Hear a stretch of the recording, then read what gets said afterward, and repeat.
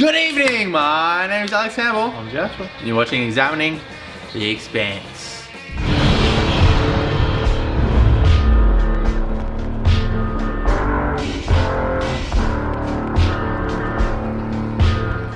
So, this episode takes place 187 days after the last. I've ever actually drank Foster's. It's like fruit juice. It's kind of sweet, kind of bitter. It's not a great beer. It's not. I got them for the next review. Anyway, this episode takes place 187 days after the last episode. last one that I saw, the last one that was on. Last one that was on. So there's a bit of a time jump here. And this starts the beginning of book 3, Abaddon's Gate. And we start with Moneo. Not my favourite book. Not? No. Really? I like this period of the show more than any other period. Oh.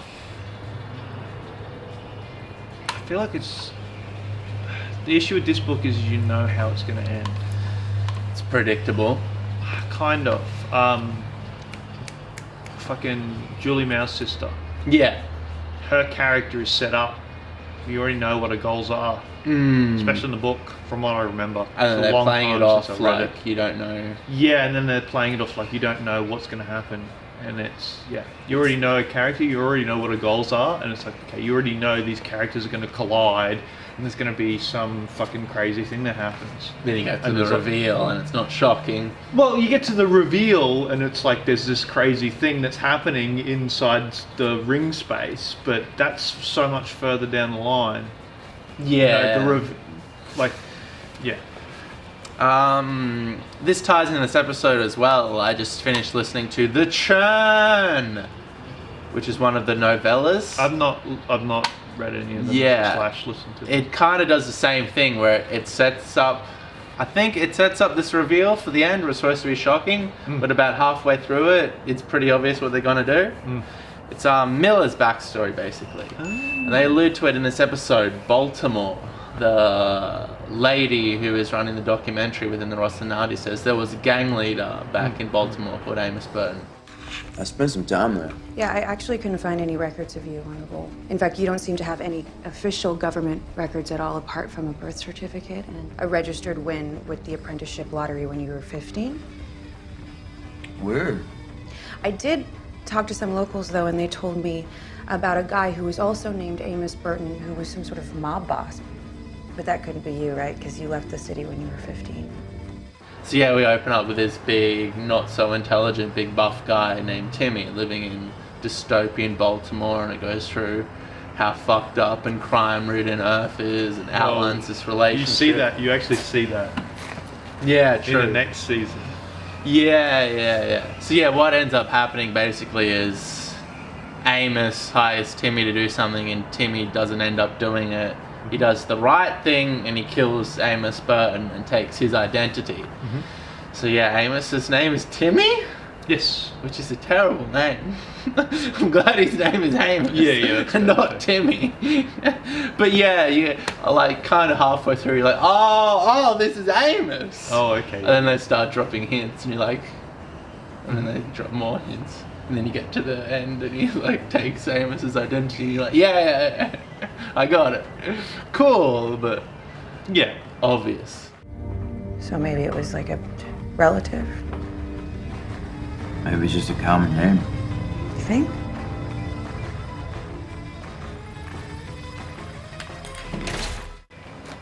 So yeah, time has passed. The Rocinante crew has changed up. Naomi has left. Prax has left. We have a documentary crew within the Rocinante filming this documentary. There was a shot, and you got the dude, the Moneo.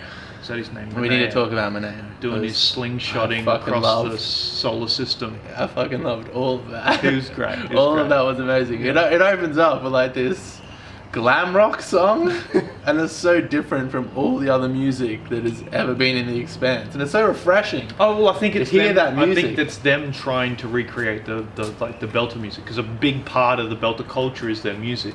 Yeah, and so I think it's them trying to go, okay, well, let's start thinking about what music these belters are listening to. They should have more music like that in the show, Well, rather than just like in the background. It'd be interesting to see them symphonic do shit. good belter music, because like, especially when Ares is happening and they're listening in on the cries of the dead from Ares. They talk about that and like taking it and making remixes. and doing they stuff do like play that briefly in the show, but I don't remember.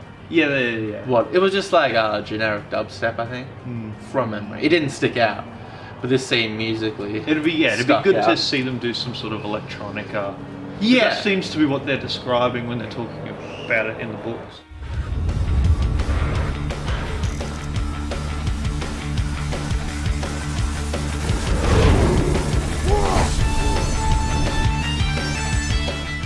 Because the score in general is just like a background kind of thing. It's like those Avengers movies, you can't hum a theme to any of those movies.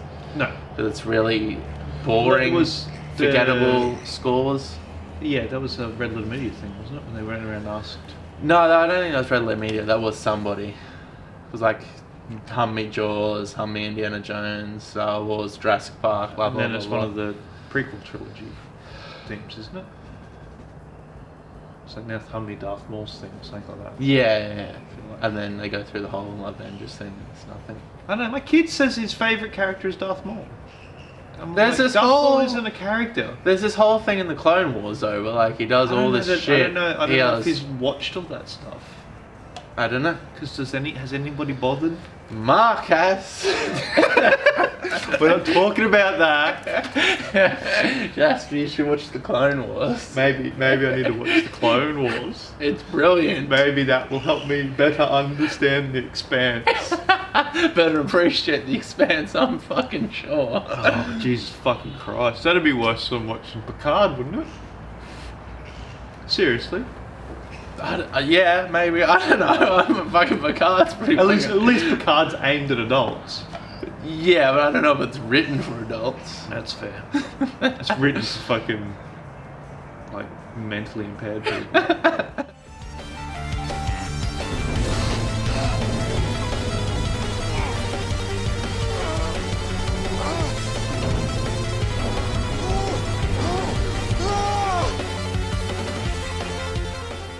So yeah, Moneo's whole fucking story is fucking amazing. Yes. He's doing all this crazy... And it's got this awesome shot, I think it's Saturn's ring. Yeah. It goes into this This weird little electronic shit. thing. It's and- fucking great. Yeah, it looks amazing.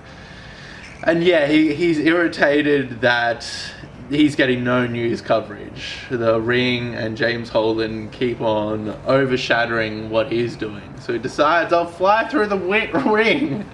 And there's this whole thing with his girlfriend who leaves him for his brother, which is hilarious. I feel like in the books, from what I remember, and this is going back a while now, but from what I remember, he's a virgin and he wants her to sleep with him. Yeah. And this is him trying to prove that he's worthy. And there's all of his motivations basically hinge on the fact that he's like sexually unfulfilled, basically. And he's trying to convince this girl to sleep with him. Yeah. I mean, as far as motivation goes, that's pretty fucking effective. Yeah. And he gets titty inspired in this. And then the effect when he goes through the ring and it slows down and he gets all... I don't know whether it's CGI, but it looked really good. No, they look great. His body, like...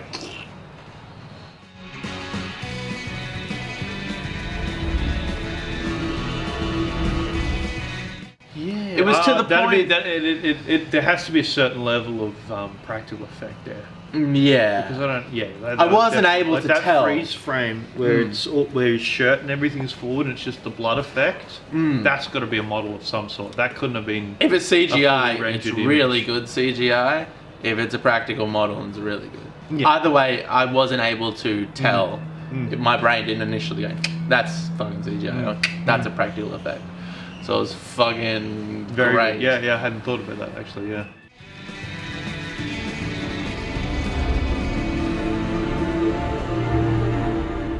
Bobby, it feels weird that after all this time and a massive character arc and all the changes and everything she's been through, the hoorah Martian and then being disenfranchised and learning the truth about a government's she's gone and corruption. joined.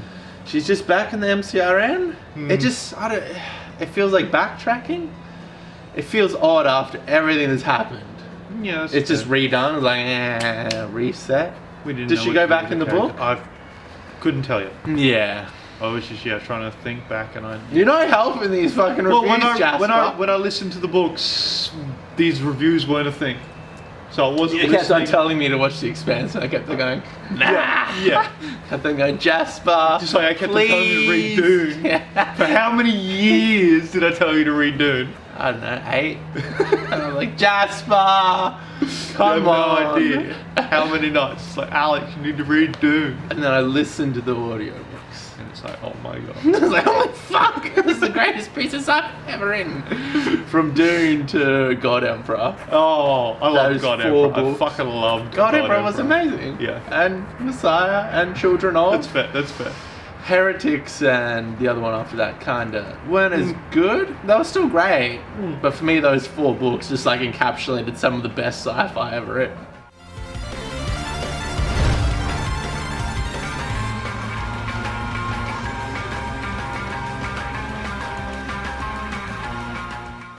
The Expanse is not a perfect series. You know? Nothing is. Well, from I think Game of Thrones probably, well, A Song of Fire and Ice probably comes pretty close to being just when you read the books. Oh, you're it's talking very about hard. the books? Yeah, it's very hard to come in and really pick apart that narrative because it's so fucking tight. It's pretty fucking tight. Yeah, There is a lot going on. like there. The Expanse is not, It's not fun. but it's still pretty good. Like there are things here and there. That's, you know, like one of the criticisms that can be leveled at the Expanse is the level of plot armor. There's a fucking lot of plot armor in the Expanse. That's fair. That's fair. But you sort of end up forgiving it because you're enjoying the characters so much. Yeah. You know, it's like watching Stargate. Yeah. It's like, Of okay, course, yeah. it's totally improbable that these characters would have all of these things happen to them. Daniel Jackson and they'd dies 8 times. always and be comes in back. in the wrong place at the right time, and you know, over and over again. It doesn't make any sense, but you forgive all that because the characters are somehow redeemable. Yeah, there are other elements that pull it out. Yeah. Jasper, you might be angry at me, but I started rewatching The Sopranos. This is a betrayal. I thought you might think of it like that. This is a betrayal of our friendship. I thought you might also be like, nah, that's all. I mean, I don't really care that much. Because you deserve the betrayal of our friendship. You definitely deserve it. No, I'm going to rewatch it with you again, whenever you want, starting next week. I don't have the time, that's why. No, we don't have the time to watch. Well, I know I have the time to watch television programs. Because you're a bum. So when Tony and Carmela separate, and she has that relationship with a school teacher. Yeah. It was like the 3rd episode with him, and then he said something, and then like echoed in my mind the same sentence, but like Belter Creole. Then I was like, what the fuck? Then I had this weird like nah moment, and Ashford, the character who gets introduced in this episode, the old grizzled guy with the burns, he plays the teacher in The Sopranos. Really? Carmela, yeah. I was like, what the fuck? He's so different. He's 20 years younger. He doesn't talk like. Is that the big fucking burn scar no on the side of facial his head? hair? His hair is brown, not white. He's not balding. It's the one where they're talking about like the heated, the heated tiles in his bathroom and that. Yeah. It was a weird moment because I'd watched like 3 episodes with him, and normally my mind is pretty quick, like, oh, that's that guy, even if they are younger. But it took me ages. I'm not worried about my life. Oh. You know what? Call me naive, but in this day and age, I don't really think your husband, if he found out, is going to break his son's teacher's legs. Not to mention how that would play in the admissions office at Arizona State. It was an unauthorized black sky operation. Dawes had nothing to do with I'm it. sure you're a pretty good shot too, huh? So am I. Kamina, you have nothing to worry about. from me. I am here to be your first officer, and I have no problem with that. You believe you should be in command. Yeah, of course I do, but this is not about experience. It's about politics and perception. So yeah, his character gets introduced in this episode, and I fucking love his character. He's great, yeah. Yeah, he's like the old He's a grandfather. pirate. Yeah. The Belters going through this whole revolution where they're trying to stop being these ragtag pirates and be like a legitimate nation compared to Earth and Mars. And his character is going through that exact same transition. Yeah. Well, but he's doing it with good intentions. Yeah, Like he's going into the process of like, we're trying to make a new Belter He is nation, and I'm actually trying, to be part of that solution. he's got the uniforms and everything with that punk kid. And just, the way he performs that Belter Creole and like... He's fun. Yeah, his mannerisms. does a great job. He's Well, great. he becomes the character, yeah. Yeah, there's this whole thing with him and Drummer and their power struggle, which fucking plays out. Something I noticed, well, it's kind of been bugging me for a while, is the Belter tattoos. They don't look like tattoos. That's fair. They're like really dark. I know Vikings did a good job of representing tattoos. They're like lighter, but then my brain was just like, well, maybe they're sci-fi tattoos that don't use the same technology. They need to like glow. They need to have like glowing well, they pretty face much tattoos. do. Yeah. If you look at Mike Tyson's tattoo, It's it's fun. not like bang. Didn't you say he has a fucking portrait of Mao? He does. Mike Tyson. I'll That's cut in a the bit picture odd. now. I'll That is cut a in bit the odd. picture now. Mike No, Tyson has a Mike portrait Tyson has a of portrait of Mao. Chairman Mao.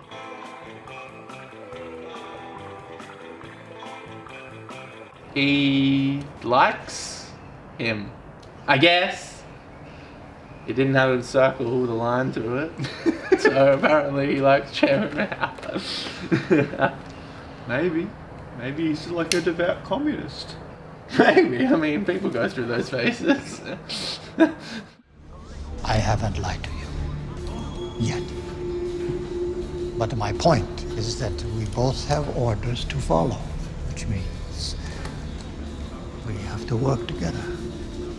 For the good of the new Belter state. Okay? There's this guy Yeah. with cameras on his fingers. Oh, that's right, the camera finger guy And he turns out to be just And as he's creepy. trying to finger Amos. Yeah, he turns out to be just as creepy as a guy with cameras on his fingers should be. He propositions Amos. It's not creepy when the girl does it, No. but when camera fingers does Well, it. because he's blind and he's all handsy. And he's weird and he's all fucked. And then he starts sneaking around and doing stuff. But what does he seem like when he jacks off? I don't think his cameras are actually on his fingers. I think he has like a camera on each finger, so maybe he could I turn don't think he half has of them. cameras on his fingers. Okay. He's got the drones, but he's Yeah. got like other sensory inputs. But he's always he's got like- like sonar and electromagnetic. Maybe. I may have seen a shot with camera fingers. I don't think he Maybe has camera fingers. not. He doesn't actually have camera fingers. No, he doesn't actually have camera fingers. Like in his. Because otherwise, I mean, you'd have to just view one camera finger and not the other. Because shit would get weird quickly. Wiping No, your ass. you might be able to, because we do have what's called neuroplasticity, right? Mm-hmm. So, for instance, when I was watching a documentary on this, one of the examples they used was there's a woman who had, I think she'd had an aneurysm of some description, and it had destroyed the center of her brain that was used for balance. Yeah. So she's just physically incapable of keeping a balance. She's in a perpetual state of falling over, Yeah. right? Fucking hell. Even sitting down, Oh, she was in a Jesus perpetual Christ. state of falling over. That's not what you want. No, like a living nightmare. Yeah. Literally. Yeah. Like that sensation you get as you wake up. That's Constantly. her constant life. Holy fuck. Right. That's, But what they hectic. ended up doing is they made, and this is an old documentary, but they made like an electrode strip and put it on her tongue. And put her on a thing, and as she started to wobble, the electrode strip would start to fire on one side. And just that sense she was able to the brain was able to rewire the inputs for balance through the tongue. Yeah, right. Yeah. That's weird. So you can it's called neuroplasticity. Any part of the brain can do any of the functions. It just needs to be rewired to do the functions. So if you've got like if you've got like 10 cameras, your brain. It's just input to the brain. Yeah. The brain can develop those pathways. Yeah. Well, I guess we focus on a very small part of our vision. We don't focus on every angle of the whole entire spectrum we can see. We're very small focus. Well, but even that's still wired in. Yeah. We learn. You look at babies; they can't fucking focus. Yeah. Right. Yeah. We learn to sort of block out information we don't need to. It's that famous video of the people throwing the ball. The gorilla. And told to count how many balls. I totally saw the gorilla. Did you? Everybody. I didn't. But yeah, the fucking gorilla runs and you're not looking for it. I wasn't watching the ball though. I was deliberately like, this is a trick. No, okay. And I refused to watch the ball because something's gonna come in here. So yeah, this is my favorite period of the show, The Ring, and this. I liked the next bit. The next bit when they hit the slow zone. That's my favorite bit. Oh man, it all gets so. When they hit the fucking slow zone, everybody's just decimated. Yeah, they're just all fucked up. There are heaps of times when we're watching this where you were like, the book did this, the book did that. Have you talked about these moments? I don't know. Have I? You don't remember, Jasper, because you've been drinking. Oh no. So Julie Mao's sister. What's her name? Come on, Mr. Names. Julie Mao's sister. Yeah, the one that's trying to kill Holden. Yeah, I don't know. Whatever. Mrs. Mao. Mao's sister. What does Amos end up calling her? She ends up being given a nickname. Okay. Fuck, I'm drawing a blank. Sorry. You're a great input into this. Anyway, no. So the in the books, from what I remember, the sort of mental figure that helps her, which is played by the mechanic character in this show, that she ends up having to kill. Yeah. Right? She has to seal him into her locker. Right? And he's sealed away in her locker she has to continue doing her job. Yeah. Right? And it's not like she covers it up and it goes away. She has to, because she's on a continual ship. She's living in these quarters with this dude, and she seals him in with this like expanding foam and shit, and it starts to leak at the bottom, and she's having nightmares about it and fucking freaking out. Like, that's a whole thing. And then in the show, it's like 2-minute scene. No, that is fucking great. Yeah, it's just how a show and a book function. You got to condense down. Yeah. We talked about the combination of characters. Like in the book, Avasarala had an assistant and then a bodyguard, and in the show it just combines it into one character. There's a lot of that in a Game of Thrones, or a bunch of characters combined into one, or they just wouldn't do one of the characters. Character, Lady Stoneheart, is just not. Present. Or like, you know how Jorah. We don't know what's going to happen next. How the fuck does that work? Well, that was one of the cliffhangers, right? You got this great fucking thing with Brienne, right? Because she has this. She vowed to Catelyn that she would protect her daughters, and then she fell in love with Jaime, and then fucking old Toofy McSharpsharp bit a chunk out of her cheek, and Catelyn's like, you need to kill the man you love, or you've disobeyed your vow and you need to hang yourself. Yes. In the show, she stood in the courturt and did nothing. Right? They completely destroyed her character. Beaten at swordplay by Arya, who killed the Night King. You're killing me. So yeah, like she had a part to play in the book. Yeah, well, she's leading Jaime back to Lady Stoneheart. That's the cliffhanger. Yeah, she has to either kill Jaime or hang herself. And she's got a big like cheek chunk missing. She's just been fucked up.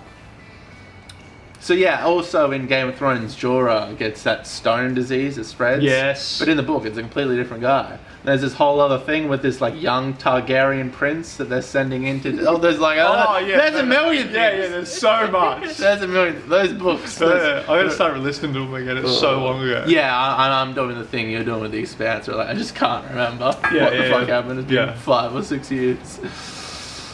So yeah, in conclusion, Miller is back! Miller is back. It's Miller! It is the first episode where Miller has returned. We all seen him, Yeah. fedora and all. You reckon I could do the fedora?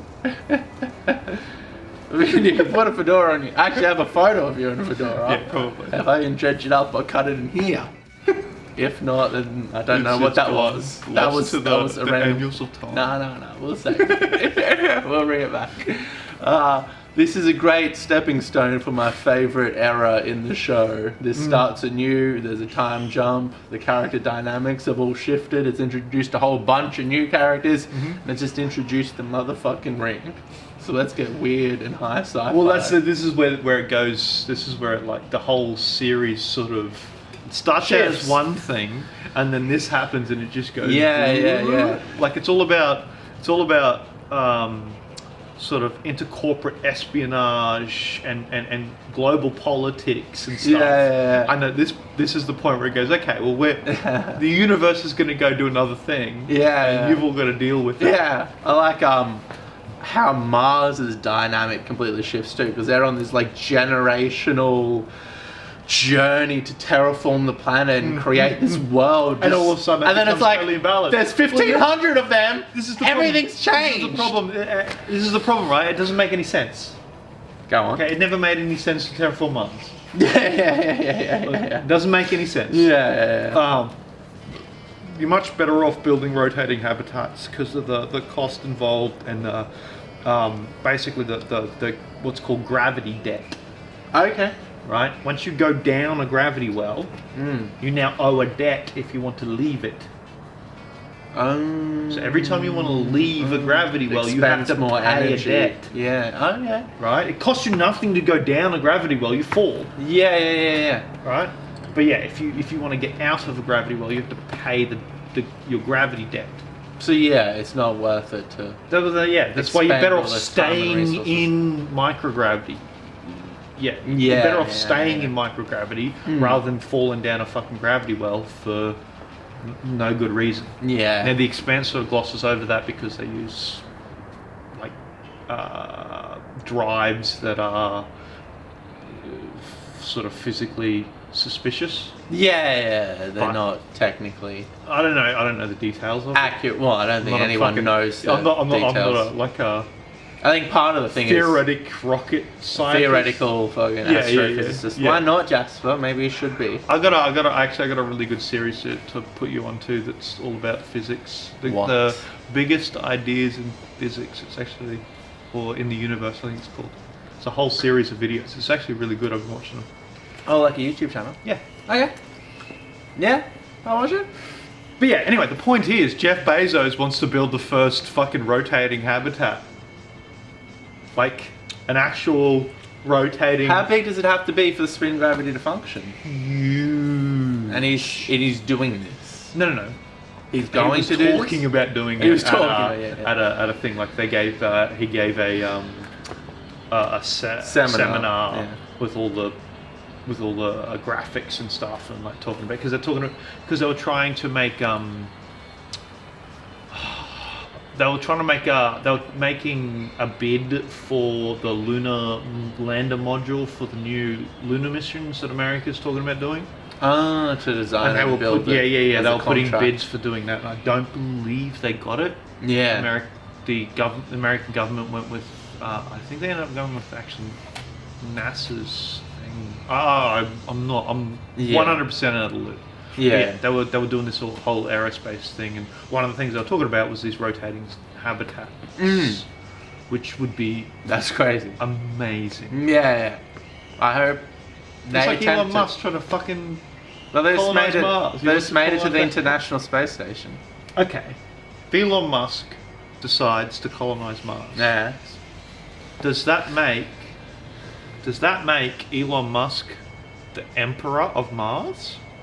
Makes him whatever the fuck he wants to be on Mars. Is it a But- colony? Is he naming a colony? Is he staking a colony in the name of America? I don't think so. He's South African. Well, he's This is- kind of American, I guess. But this is what I'm saying, right? Like, what's the go there? If he starts a colony on Mars, whose colony is it? I don't know. There aren't laws that apply to Mars in that manner. I would. Like to see that if play he's out. trying to do it, he is trying to do it within his lifetime. So maybe people need to start talking about this. It's like the AI thing. Yeah, he's talking yeah, about how yeah. we need to start talking about the AI thing. Yeah. Well, maybe people need to start thinking about, okay, if you're somebody whose companies control our transportation, our Energy. telecommunications, Automotive our bills. energies, that's transportation.